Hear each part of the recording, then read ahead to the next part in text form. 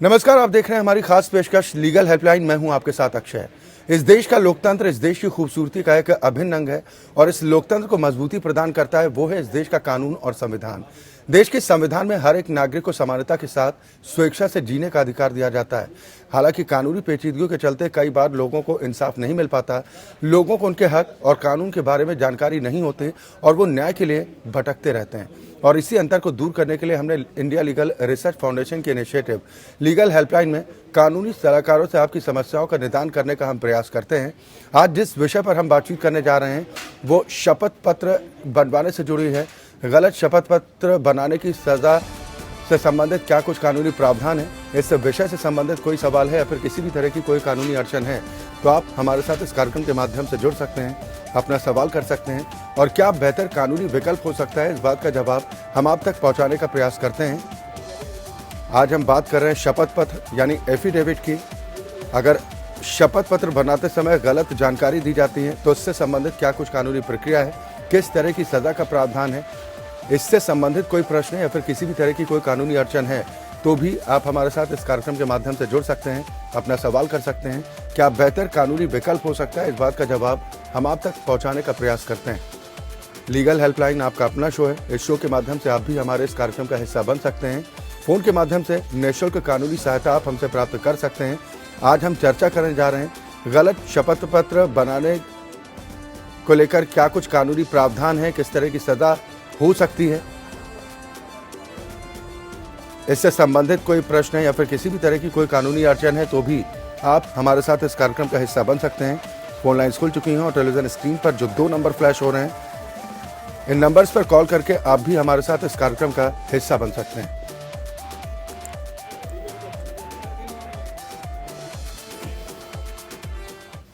और आज इस विषय पर ज्यादा चर्चा और बातचीत के साथ 2 खास मेहमान हमारे साथ जुड़े हैं। सबसे पहले अपने दर्शकों की मुलाकात अपने आज के अतिथियों से।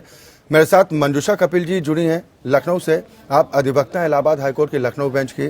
साथ ही प्रयागराज से हमारे साथ अजय सिंह जी हैं, आप अधिवक्ता हैं इलाहाबाद हाईकोर्ट के। बहुत स्वागत है आप दोनों का इस कार्यक्रम में शामिल होने के लिए। शुरुआत मंजूषा कपिल जी मैं आपसे करना चाहूँगा। सबसे पहले ये एफिडेविट या फिर शपथ पत्र होता क्या है, आप दर्शकों को सरल भाषा में बताएं। देखिए, एकदम जो सरल भाषा की बात करते हैं, एफिडेविट जो शपथ पत्र जिसको हिंदी में हम लोग शपथ पत्र कहते हैं, एफिडेविट को शपथ पत्र का मतलब होता है कोर्ट के सामने, जिस कोर्ट में हम जा करके शपथ लेकर के सामने नहीं कह रहे हैं, लेकिन हम एक पेपर के थ्रू भी अपनी बात कह के अपनी एफिडेविट अपनी बात उसमें कहते हैं। कोर्ट कंसर्न कोर्ट को या कंसर्न पर अधिकारी जो भी होता है उसको एड्रेस करते हुए अपनी बात कहते हैं, अपना नाम, वल्दियत, पता, अपनी बात। उसके बाद उसको हम नोटरी कराते हैं। शपथ हम दे रहे हैं इसलिए हम उसको नोटरी कराते हैं, थंब इम्प्रेशन देते हैं, फोटो लगाते हैं। उसके बाद ये जो पेपर होता है कोर्ट के सामने जब जाता है, चूंकि हमने एफिडेविट दिया है, हम स्टाम्प पे देते हैं 10 रुपए का स्टाम्प या 50 रुपए का स्टाम्प या 100 रुपए का स्टाम्प। चूंकि हमने रेवेन्यू भी पे किया होता है तो जो हम स्टाम्प क्या कहते हैं, स्टाम्प ड्यूटी पे करके जो स्टाम्प पेपर पे हम अपनी बात कहते हैं, अपनी बात कहने के बाद उसको नोटरी कराते हैं, सर्टिफाई करा लेते हैं इस बात के कि जो हमने बात कही है वो बिल्कुल सही है। और ये बात हम कहते हैं शपथ करता, उसमें एक शब्द आता है शपथ करता। तो ये एफिडेविट का मतलब ये होगा कि कोई भी अधिकारी के सामने या कोर्ट के सामने जो अपनी बात हम कह रहे हैं, एक स्टैम्प पेपर पे अपनी बात कहने के बाद हम उस बात को कहते हैं कि ये बात हमने अपनी स्वेच्छा से लिखी है, कोई दबाव हमारे ऊपर नहीं था और जो बात हमने लिखी है वो बिल्कुल सही है। अजय सिंह जी, एफिडेविट का इस्तेमाल कहाँ कहाँ पर हो सकता है कोर्ट के अलावा? एफिडेविट का इस्तेमाल किसी भी सरकारी विभाग में हो सकता है जहां पे भी कोई भी जानकारी आपसे एफिडेविट पे मांगी गई हो। अमूमन छोटी मोटी जानकारियों के लिए छोटे मोटे अपने जाति प्रमाण पत्र हो गया, आय प्रमाण पत्र हो गया, निवास प्रमाण पत्र हो गया, इनके लिए भी अलग तरीके की एफिडेविट्स लगती हैं जो कि नॉन जुडिशियल स्टैम्प पे एज पर द रिक्वायरमेंट, आप कभी 10 रुपए के स्टैम्प पे, कभी 20, कभी 100 रुपए के स्टैम्प पे आपको ये डिक्लेयर करना होता है that I am resident and I am resident of such and such place, I am son of so and so person. ये सारी की सारी अपनी डिटेल्स हम उस एफिडेविट में डिस्क्लोज करके इसको कोर्ट के अलावा जहां पे भी दिया जा सकता है ऐसी जगहों पे हम देते हैं। चलिए, बिल्कुल हम लगातार इसकी और भी बारीकियों को समझने का प्रयास करेंगे और साथ ही साथ अपने दर्शकों से हम अपील भी करते हैं कि किसी भी तरह की कोई कानूनी अड़चन, कोई कानूनी समस्या आपके जहन में चल रही है, कोई रास्ता, कोई विकल्प आपको नज़र नहीं आ रहा, तो अब आपको बिल्कुल भी परेशान होने की ज़रूरत नहीं है। हम यहाँ पर मौजूद हैं आपके निःशुल्क कानूनी सहायता के लिए। हमारे साथ दो खास मेहमान हैं जो आपके प्रश्नों का वाजिब उत्तर आप तक पहुँचाने का प्रयास करेंगे। और साथ ही आज जो हम चर्चा कर रहे हैं वो गलत शपथ पत्र बनवाने से संबंधित है। इससे जुड़ी क्या कुछ कानूनी प्रक्रिया है, इससे संबंधित भी कोई सवाल है तो भी आप हमारे साथ इस कार्यक्रम के माध्यम से जुड़ सकते हैं। मैं मंजूषा जी आपके पास आऊँगा। यानी ये माना जाए कि शपथ पत्र में जिन बातों का भी जिक्र किया जाता है वो 100% सत्य मानी जाएगी? जी बिल्कुल, शपथ पत्र हम जो देते हैं यही बात हम कहते हैं कि हम शपथ ले रहे हैं इस बात की। हम बिल्कुल सही बात आपके सामने कह रहे हैं कि जो हमने इसमें मेंशन किया है, जो हमने इसमें लिखा है किसी जानकारी के बारे में या किसी घटना के बारे में या खुद के बारे में, तो वो बिल्कुल 100% सही है। इसमें कहीं भी कोई तथ्य ना छुपाया गया है, ना झूठा है और ना ही उस तथ्य को किसी तरह से तोड़ मरोड़ के पेश किया गया है। शपथकर्ता इस बात की शपथ लेता है, वो शपथ पत्र पे कहता है ये बात, तो वो एफिडेविट जो देगा वो एज इट इज वही ही माना जाएगा जो उसने उसमें लिखा है। इसके अलावा वो ये नहीं कह सकता कि एफिडेविट में ये मैंने लिखा था, मेरे कहने का मतलब ये था, ऐसा नहीं होगा। वो अक्षरशः शब्द वही माना जाएगा जो उसने लिख के दिया है। जी, शपथ पत्र के प्रकार भी होते हैं क्या? और साथ ही आपने जैसा कहा कि नोटरी में जाना चाहिए या फिर ओथ कमिश्नर के सामने उसको अटेस्टेड कराना चाहिए, इसको रजिस्टर कहाँ पर करवा सकते हैं? देखिए, शायद जो नोटरी होते हैं या जो है इसमें ओथ कमिश्नर होते हैं, ये कोर्ट से रिप्यूट होते हैं। जो जिन्होंने लॉ किया है या नहीं भी किया है, वो नोटरी कोर्ट की मुहर उनके पास होती है जी। वो बताते हैं कि हाँ ये बात मेरे सामने शपथ के साथ कही गई, जो आदमी मेरे सामने अपीयर हुआ है उसकी आईडी उसके साथ पास होनी चाहिए, ये बताने के लिए कि जो आदमी शपथ पत्र दे रहा वो यही है। वो आईडी अपना देखते हैं, चेक करते हैं उसमें लिखी बातों को। उनका ये नहीं है कि जो इसमें लिखी बात है वो कितनी सही है, ये है कि जो आदमी शपथ पत्र दे रहा है वो आदमी वो बात कह रहा है वही है जिसने ये बात कही है। नोटरी इस बात को, कमिश्नर इस बात को वेरीफाई करते हैं कि ये पेपर जो पेपर दिया गया ये इस आदमी ने दिया है, इस आदमी को मैंने चेक किया, ये आदमी जो दे रहा है इसके पास इसकी आईडी, ये मुझे लगता है ये यही है। ओथ कमिश्नर ये करता है। चले बिल्कुल। और जो स्टाम्प का भी जिक्र आपने किया कि 10 रुपए का स्टाम्प, 20 रुपए का, 50 रुपए, 100 रुपए का स्टाम्प पेपर, उस पर शपथ पत्र तैयार करवाया जा सकता है, तो इसका आधार क्या होता है, कैसे ये तय होता है कि कहाँ पर कितने का स्टाम्प लगेगा, इस पर भी हम आप लोगों से समझेंगे। लेकिन एक दर्शक हमारे साथ मनोज जी जुड़ गए हैं, बहुत स्वागत है आपका। मनोज जी, क्या परेशानी है, सवाल कीजिए। चले, शायद संपर्क टूट गया है, लेकिन हम लगातार अपने दर्शकों से अपील कर रहे हैं कि अगर किसी भी तरह की कोई कानूनी समस्या है तो आप हमारे साथ इस कार्यक्रम के माध्यम से जुड़ सकते हैं। और जिस वक्त आप हमें कॉल करते हैं उस वक्त आप अपने टेलीविज़न का वॉल्यूम पूरी तरह से बंद रखें ताकि आपकी आवाज़ हम तक बेहतर तरीके से पहुँच पाए और आपके प्रश्नों का वाजिब उत्तर भी हम आप तक पहुँचा पाएँ। अजय सिंह जी, ये कैसे तय होता है आधार की कितने रुपए का स्टाम्प पेपर उसमें शपथ पत्र तैयार करवाना है, इसका कोई आधार तय है क्या पहले से? जी बिल्कुल, इसका आधार तय है। अमूमन जब भी किसी को भी कोई एफिडेविट देनी होती है, शपथ पत्र देना होता है, तो अगर कोई स्पेसिफिक फीस नहीं डिफाइंड है तो 10 रुपए के स्टैम्प पेपर पे नॉर्मली आप कोई भी डिस्क्लोजर अपना कर सकते हैं। उस पे नोटरी ऑफिसर आपके एफिडेविट को नोटराइज करेगा और आपको आइडेंटिफाई करेगा, जैसा कि अभी मैम ने भी बताया। और most of the time 90 rupees का जो 10 रुपीज का जो स्टैम्प पेपर है, आई स्टैंड करेक्टेड, उस पे काम हो जाता है। बट इफ अगर आपको कोई स्पेसिफिकली कहीं पे डिफाइंड है कि 100 रुपए के ही स्टैम्प पेपर पे यहाँ पे आपको एफिडेविट देना है, तो ऐसा बहुत सी जगहों पे होता है। तो उसमें 100 रुपए का जहां पे देना है वहां 100 रुपए के स्टैम्प पेपर पे आपको एफिडेविट देना होगा, शपथ पत्र देना होगा। और जहां पे 50 रुपए का है, इसी तरीके से अलग अलग जगह पे अलग अलग डिफाइंड है। हाई कोर्ट में अगर आप दे रहे हैं एफिडेविट तो अलग है, अगर आप डिस्ट्रिक्ट कोर्ट में दे रहे हैं तो अलग है, अगर आप किसी नॉन जुडिशियल वर्क के लिए दे रहे हैं तो नॉर्मली 10 रुपीज के स्टैम्प पे ही ये सारी की सारी इन्फॉर्मेशन आप ओथ के साथ डिक्लेयर कर सकते हैं। चले बिल्कुल। लखनऊ से इस वक्त एक और कॉलर निर्मला सिंह जी हमारे साथ जुड़ गए हैं, स्वागत है आपका निर्मला जी। क्या परेशानी है, सवाल कीजिए।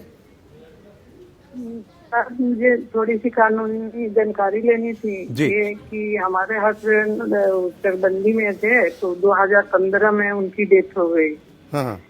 तो उसमें क्या हुआ कि उसी समय वो रिटायर भी हुए 1 फरवरी को, और उसके 20 मई को उनकी डेथ हुई। पूरी मतलब रिटायरमेंट का कागज पेंशन वाली तैयार हो गई थी। जी जी। उसके बाद ब्रेन उनका ब्रेन ट्यूमर से मरीज से फिर अटैक आया तो हाथ पैर दोनों काम करना बंद कर दिया। तो वहाँ विभाग में बताया गया कि साइन उनकी लेनी थी कि हाथ पैर मतलब काम नहीं कर रहा है, तो आप अंगूठे का ले लीजिए। तो वो कहे नहीं नहीं अंगूठे से नहीं होता है, हम तो मतलब ऊपर पूछेंगे साइन ही होगा। उसके बाद 20 मई को मेरे हस्बैंड की डेथ हो गई जी। उसके बाद में जो पेंशन का मेरे पेंशन जो बना उसमें से भी कटौती होने लगी, और जो पेंशन जो डबल मतलब हमको मिलना चाहिए पेंशन भी के जैसे हस्बैंड का मिलता फिर मेरा मिलता, तो वो भी नहीं मिला और मेरे पेंशन से भी कटौती होना शुरू हो गया। तो यही चीज की अगर किस विभाग से संबंधित ये मामला है? ये चकबंदी विभाग से। चकबंदी विभाग, ठीक। आपको बिल्कुल भी परेशान होने की जरूरत नहीं है। मंजूषा कपिल जी, क्या इनके पास कानूनी विकल्प बचता है अगर इनके साथ किसी तरह का अन्याय हो रहा है? जी बिल्कुल इनके पास कानूनी विकल्प है। इन्होंने जो अपनी पेंशन के लिए आप बता रहे हैं कि वो हेल्थ इश्यूज थे जिसकी वजह से उनकी पेंशन नहीं बन पा रही थी, सिर्फ इसलिए कि वो साइन नहीं कर पा रहे थे। इन्होंने अपने डिपार्टमेंट में जहाँ पे पेंशन बननी थी वहाँ पे उनके हेल्थ इश्यूज जो भी थे मेडिकल पेपर्स वहाँ पे लगा करके एक एप्लीकेशन दे सकते थे कि वो साइन करने की स्थिति में नहीं है और उनके साथ ये प्रॉब्लम है, तो इसके लिए वहाँ पे थंब इम्प्रेशन भी उनका लगता, उनको आइडेंटिफाई भी कर लिया जाता, क्योंकि नौकरी अगले ने की है उसको तो पेंशन मिलनी चाहिए। इस बीच फिर इन्होंने बताया कि उसके बाद उनकी डेथ हो गई और इनकी पेंशन नहीं मिल पा रही है। इनके लिए सिर्फ एक चीज ये है कि आप हाईकोर्ट में रिट फाइल कीजिए। आपने जो भी आपकी पेंशन की प्रक्रिया कागजी कार्रवाई अभी तक हुई है सारे कागज लगाते हुए अपने किसी लॉयर से बात कीजिए, उनको सारे पेपर्स प्रोवाइड कराइए और अपनी एक एप्लीकेशन आप जिस विभाग से आपको मिलनी है पेंशन उस विभाग में आप एक एप्लीकेशन डिटेल में लिख के दीजिए कि उनकी पेंशन ऐसे ऐसे थी, उनके हेल्थ इश्यूज थे जिसके लिए ये प्रोसीडिंग नहीं हो पाई थी, इस दिनांक को इनकी डेथ हो गई है और मुझे अभी तक पेंशन नहीं मिल पा रही है, जो कि मिलना मेरा लीगल राइट है। नहीं, निर्मला जी का कहना है कि पेंशन आ तो रही है लेकिन अब पेंशन में कटौती कर दी गई है, तो इन्हें उस बात का कोई जवाब ही नहीं मिल पा रहा है कि पेंशन में आखिर कटौती किस वजह से की गई। नहीं तो ये एक एप्लीकेशन वहाँ पे दे इन राइटिंग लीजिए, क्योंकि जो जिस हिसाब से आप बता रही हैं विभाग में शुरू से इनके साथ वो किया जा रहा है जो एक नहीं होना चाहिए, लीगल प्रोसेस में नहीं होना चाहिए। जी। तो आप एक रिटर्न एप्लीकेशन दीजिए कि मुझे पेंशन इतनी मिल रही है, उसमें पेंशन में कटौती की जा रही है, किस लिए कटौती की जा रही, कृपया इसका हमें कारण बताएं। वो आपको जवाब इसका नहीं देते, पहली बात तो जवाब देंगे तो आप समझ पाएंगे, क्लियर कर पाएंगे कि हमारी कटौती किस लिए हो रही है, वो जायज है कि नहीं, और अगर नहीं देते हैं आप सारी चीजों को लेकर के आप हाईकोर्ट में रिट भी फाइल कर सकते हैं जी। और आरटीआई जानकारी हासिल करने के लिए आरटीआई का भी इस्तेमाल कर सकती हैं? बिल्कुल आरटीआई का इस्तेमाल ये कर सकते हैं कि मुझे पेंशन जो मिल रही थी उसमें ये किस लिए कटौती की जा रही है। जब आरटीआई ये मूव करेंगे राइट टू इन्फॉर्मेशन एक्ट के अकॉर्डिंग ये अपनी एप्लीकेशन मूव करेंगे तो उनको विद इन 30 डेज, एक यहाँ पे कंफ्यूजन लोगों को रहता है, एक महीना नहीं होता है, 30 डेज का प्रोविजन है कि 30 डेज के विद इन 30 डेज उनको आपको रिप्लाई करना होता है। वहां से भी आप पता कर सकते हैं। चलिए बिल्कुल उम्मीद करते हैं निर्मला सिंह जी जो आपका सवाल था उसका वाजिब उत्तर आप तक जरूर पहुंचा होगा। जो मंजूषा कपिल जी ने आपको रास्ता बताया कि आपको रिट फाइल करनी होगी हाई कोर्ट में और इसके अलावा आप आरटीआई दाखिल करके भी इस बात का जवाब पा सकती हैं कि आखिर पेंशन में अगर कटौती की गई है तो उसके पीछे वजह क्या है। बहुत शुक्रिया हमारे साथ जुड़ने के लिए। कोलकाता से पी मजूमदार साहब अगले दर्शक हमारे साथ जुड़ गए हैं, स्वागत है आपका। क्या परेशानी है मजूमदार साहब? सर हमारा सिविल कोर्ट का मामला है, बहुत परेशान में हम। अब देखिए हमारे बेटा लोग ये रहते नहीं, एक अमेरिका में रहता है ये बेंगलोर में, तो हम तो 70 इयर्स का बुढ़ा है। मजूमदार साहब आपकी आवाज हम तक ठीक तरीके से नहीं पहुंच पा रही, एक बार प्रश्न फिर दोहराएं। तो सुनिए, हमारा सिविल कोर्ट का मामला है, सिविल कोर्ट का। जी सिविल कोर्ट का। हाँ सर जी। अच्छा सुनिए सर 83 में हम नेशनल हाईवे के बगल में साइड में लगा हुआ हमारा फैमिली का चार आदमी का नाम पे 9 डेसिमल जमीन खरीदा हम, 4 आदमी का, हम मेरा मिसेज और जो बेटा पेट्रोल का भी फंड में रहता है। तो बात यह है कि वो खरीदने का बाद में मुकदमा शुरू किया, बगल में एक आदमी पीएम घर किया, समझ गया ना सर। अच्छा तो फाइट करने के बाद तो चार आदमी के नाम पे महीने में 21 तारीख गिरता था, इसमें 21/4/95 में एक हम जीत गया, हमारे पे 3 मजूमदार हम है जीत गया हम, बाकी रह गया 3 क्यों पिंटू एनालॉग चल रहा है, एनालॉग सर। खत्म हुआ 2015 में, बाकी 3 हम जीत गया।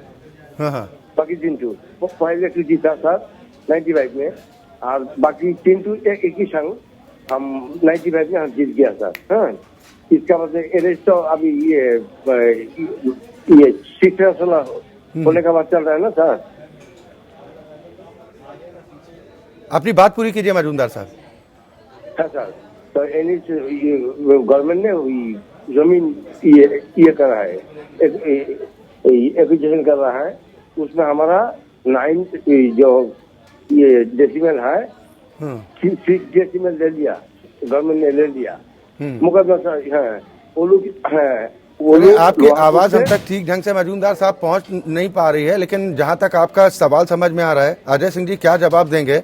इनका जहां तक कहना है कि हाईवे के किनारे इनकी जमीन थी जिसमें 4 हिस्सेदार थे, उस पर मुआवजे से संबंधित इनका पूरा मामला है। अगर इनके साथ किसी तरह की धोखाधड़ी हुई है या फिर जो मुआवजे के हकदार हैं अगर इनको नहीं मिल पा रहा है, तो इसके एवज में इन्हें क्या करना चाहिए? अच्छा, आपने मेरे को सवाल समझाया, इससे मैं समझ पा रहा हूँ। मैं मजूमदार साहब की आवाज नहीं समझ पा रहा। जी, उनकी आवाज थोड़ा खैर, अगर इनकी जमीन हाँ जी, अगर खैर इनकी जमीन अगर national highway authority of India ने एक्वायर की है, तो वहां पे ये अपने जमीन के पेपर्स को लगाते हुए, खतौनी को लगाते हुए, या वहां पे अप्लाई करें कि this much of my land has been acquired by NHAI। जी। अब मान लीजिए अगर उसे स्टेट हाईवे ने एक्वायर किया है तो वो स्टेट गवर्नमेंट को एड्रेस किया जाएगा और अपने सारे डॉक्यूमेंट्स और अपनी ओनरशिप डिक्लेयर करते हुए ये चीज वहां पे उन्हें एक एप्लीकेशन मूव करनी होगी that this much of land has been acquired, और इसका अभी के करंट रेट के हिसाब से, right to fair compensation act 2013 के हिसाब से, जो कि अगर रूरल एरिया है तो 4 टाइम्स है और अर्बन एरिया है तो 2 टाइम्स है, उसके हिसाब से इनको compensation as soon as possible मिलेगा। खैर, एक चीज आपने और बोली कि इनकी जमीन में 4 हिस्सेदार थे जी, तो चारों हिस्सेदारों का अपना चारों का हिस्सा अलग अलग गया होगा। अगर पार्टीशन नहीं हुआ है जी, तो फिर यहाँ पे एक प्रॉब्लम है। पार्टीशन पहले क्लियर होगा, उसमें सबका एरिया डिमार्केट होगा, उसके बाद ही NHAI करेगा उसमें कोई भी तरीके का कंपनसेशन का पेमेंट जी। उसके पहले NHAI भी नहीं करता है, बिकॉज उसमें डिस्प्यूट अराइज हो जाता है। फॉर एग्जाम्पल, जैसा ये बता रहे हैं कि सिविल कोर्ट में इन्होंने केस फाइल कर रखा है। हाँ, ये मैंने भी सुना इनसे कि इन्होंने सिविल कोर्ट में फाइल किया, वहां पे इनके फेवर में ऑर्डर हुआ। तो इनके फेवर में अगर ऑर्डर हुआ है तो अब देखने वाली बात यह है कि उसके अगेंस्ट कोई अपील या रिवीजन फाइल हुआ है या नहीं हुआ है, और अगर नहीं हुआ है तो फिर ये उस कोर्ट की डिक्री को, उस कोर्ट के ऑर्डर को, डिक्री को एग्जीक्यूट कराने के लिए एग्जीक्यूशन फाइल कर दें, और उस ऑर्डर को भी लगाते हुए अथॉरिटी कंसर्न को भी एक कॉपी एड्रेस कर दें कि now court has ordered in my favour and I should be given this compensation. चलिए, बिल्कुल। और साथ ही हम एक अपील भी करते हैं मजूमदार साहब कि आपके इस पूरे प्रकरण से संबंधित अगर दस्तावेजों की प्रति आप हम तक पहुंचा देते हैं तो उनका निरीक्षण करने के बाद और क्या बेहतर कानूनी रास्ता आपके लिए हो सकता है, इसका जवाब हम आप तक पहुंचाने का प्रयास जरूर करेंगे। फिलहाल जो फौरी तरीके से अभी अजय सिंह जी ने आपको रास्ता बताया है, वो रास्ता आप अख्तियार करते हैं तो निश्चित तौर पर जो आपकी परेशानी है उससे आपको छुटकारा जरूर मिलेगा। फिलहाल बहुत शुक्रिया हमारे साथ जुड़ने के लिए। एक और दर्शक दिल्ली से अनिल जी हमारे साथ जुड़ गए हैं, स्वागत है आपका। क्या परेशानी है अनिल जी? हाँ जी, नमस्कार जी। नमस्कार। नमस्कार। हाँ जी, ये मुझे बताएं कि ये शपथ पत्र बनाने में क्या खर्चा आता है, उसके अलावे जो है इसकी वैलिडिटी डेट कब तक है, ये बताएं हमें। मंजूषा कपिल जी, एक बार फिर जवाब दीजिए ना। जी जी, आपका जो कहना है शपथ बनाने में क्या खर्चा आता है, आप किसी चीज का एफिडेविट तैयार कर रहे हैं अगर, जो बताया कि नॉन जुडिशियल है आपका 10 रुपए के स्टैंप पे, अगर रेवेन्यू से रिलेटेड है या कहीं कुछ है तो स्टैंप ड्यूटीज तय होती हैं, उस पे जाता है कि आपको कितना का स्टैंप ड्यूटी कहाँ पे करनी चाहिए, बकायदा लॉ में प्रोवाइड है। आप स्टैंप लेंगे वो खर्चा आपको आएगा, प्लस जो स्टैंप आपको देता है, इसके अलावा उस स्टैंप पेपर पे टाइपिंग होती है जो काउंसिल आपका कराएगा, वो अपनी लीगल एड की फीस आपसे पे लेगा जी, कि आपकी जो भाषा उस पर लिखी जानी है वो लीगल वे में लिखी जानी है, एक नॉर्मल वे में नहीं। क्या लिखा होना चाहिए क्या नहीं लिखाना चाहिए, ये एक एडवोकेट ही आपको बता सकता है। तो जो खर्चा आता है वो एडवोकेट आपको बताएगा कि इसमें हमको कितना खर्चा आ सकता है, या आपकी भाषा आपको एडवाइस करने में, आपका एफिडेविट तैयार कराने में हम क्या ले रहे हैं, कोर्ट फीस जो रहती है, जो जैसे आपने स्टैम्प पेपर लिया उसकी रहेगी, टाइपिंग होगी उसका रहेगा, लीगल एड का आपका अपना रहते हैं एक्सपेंसेस, प्लस नोटरी होती है वो होता है, जो भी इसको एफिडेविट करता है उसका अपना फीस होती है, क्योंकि कोर्ट फीस भी उस पर जाती है। और फिर आपने ये कहा कि उसका टाइम कितना होता है। अब एफिडेविट जो आपने दिया है, नोटरी जो आपने कराया है, वो 6 महीने के लिए होता है। इसके अलावा अगर उसमें टर्म कंडीशन है, नॉन जुडिशियल है या कुछ ऐसा है, जैसे आप एक रेंट का एग्रीमेंट कराते हैं, तो आपने रेंट पे लिया, आपने कराया 11 महीने बाद, 11 महीने का होता है, तो वो आपने उसमें मेंशन किया है कि 11 महीने के बाद फिर से रिन्यू करेगा, तो 11 महीने के बाद फिर वो कर जाएगा। अदरवाइज जो कोई नोटरी है तो आपके 6 मंथ के लिए वैलिड है। चलिए, बिल्कुल उम्मीद करते हैं जो अनिल जी का सवाल था उसका वाजिब उत्तर उन तक जरूर पहुंचा होगा। अंत में एक चीज मैं अजय सिंह जी आपसे और जानना चाहूंगा, कोई अन्य शख्स भी एफिडेविट पर हस्ताक्षर कर सकता है क्या? और अगर मान लीजिए कि अगर वो हस्ताक्षर कर सकता है और उसका गलत जगह पर इस्तेमाल हो जाता है, तो उसको लेकर क्या कुछ कानूनी प्रक्रिया है? कोई अन्य शख्स किसी दूसरे के बिहाफ पे सिर्फ पावर ऑफ अटॉर्नी के बेसिस पे कर सकता है। और पावर ऑफ अटॉर्नी के भी बहुत से रिस्ट्रिक्शंस हैं। पहले जनरल पावर ऑफ अटॉर्नी और स्पेसिफिक पावर ऑफ अटॉर्नी दो आइडियाज और कॉन्सेप्ट्स इंट्रोड्यूस किए गए थे, जिसमें प्रॉपर्टी का सेल परचेज बहुत सारी और मतलब नियरली सारी की सारी चीजें उसमें कवर्ड थी। मान लीजिए किसी ने जनरल पावर ऑफ अटॉर्नी अगर की है मिस्टर एक्स के नाम, मिस्टर एक्स को जनरल पावर ऑफ अटॉर्नी मिलने का मतलब है he can operate in general, जो भी मैं एक्सरसाइज कर सकता हूं वो मैंने मिस्टर एक्स को अगर जनरल पावर ऑफ अटॉर्नी दे दी है, तो mister x will execute all those things. दूसरा ऑप्शन होता है स्पेसिफिक पावर ऑफ अटॉर्नी का।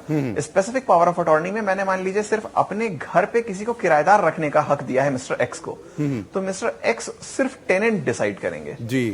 तो स्पेसिफिक में उनका रोल डिफाइंड होता है, और इसके अलावा कोई किसी दूसरे के बिहाफ पे साइन करके एफिडेविट नहीं दे सकता। चलिए, बिल्कुल, बहुत शुक्रिया आप दोनों मेहमानों का हमारे साथ इस कार्यक्रम में शामिल होने के लिए, और साथ ही जो कॉलर्स हमारे साथ जुड़े थे उनके प्रश्नों का वाजिब उत्तर उन तक पहुंचाने के लिए। तो दरअसल जानकारियों के अभाव के चलते एक बड़ा हिस्सा इंसाफ की दहलीज से दूर रह जाता है, और इसी अभाव को दूर करने के मकसद से रोजाना हम आपके बीच मौजूद रहते हैं एक नए विषय के साथ। फिलहाल हमारे आज के खास कार्यक्रम में इतना ही, लेकिन खबरें लगातार जारी।